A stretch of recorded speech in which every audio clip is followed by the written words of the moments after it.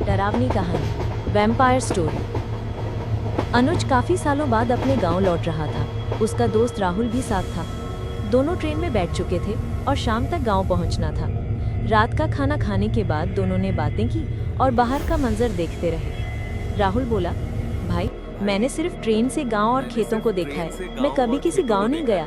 तुमने बुलाया तो मैं बहुत खुश हुआ। अनुज हंसकर बोला, बहुत खुश मत हो, गांव में पहले ही दिन परेशान हो जाओगे, ना बिजली होती है ना इंटरनेट। दोनों हंस पड़े।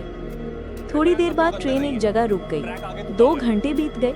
एक टीटी वहां से गुजरा और बोला कि आगे की पटरियां खराब हो गई हैं, कम से कम 6 घंटे की देर होगी।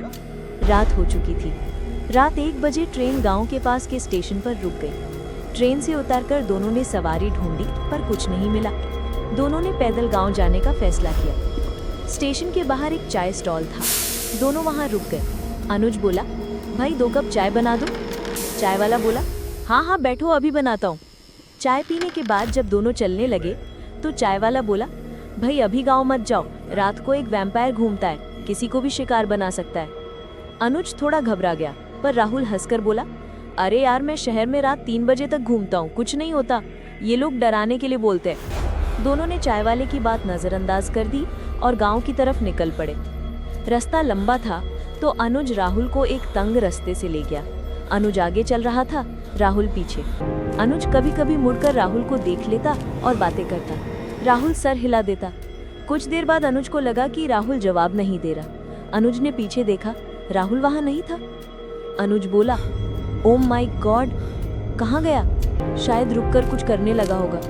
उसने धीरे से राहुल को पुकारा पर कोई जवाब नहीं मिला। अनुज थोड़ा घबराकर गांव की तरफ तेजी से बढ़ गया। कुछ दूर चलते ही पीछे से आवाज आई, तुमने मुझे छोड़ दिया अनुज, मैं अभी भी तुम्हारा गांव देखना चाहता हूँ। अनुज ने मुड़कर देखा, अंधेरे में सिर्फ एक साया था। फिर राहुल सामने आया पर उसकी आवाज बदली हुई थी और उसकी आंखें लाल हो चुकी थी। अनुज ने पूछा, कुछ नहीं। ये तुम्हारी आंखें लाल क्यों हैं? क्या हुआ? राहुल मुस्कुराया और बोला, कुछ नहीं, बस मैं थक गया हूँ, चलो।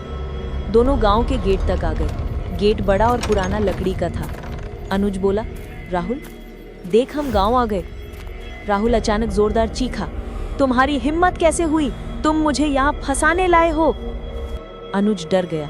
जब वो पीछे हटने लगा तो किसी ने उसका हाथ पकड़कर पीछे खींच लिया। वो गांव का मुखिया गंगा प्रसाद था। वो बोला, बेटा तुम बच गए, वरना तुम भी मर जाते। कौन हो तुम?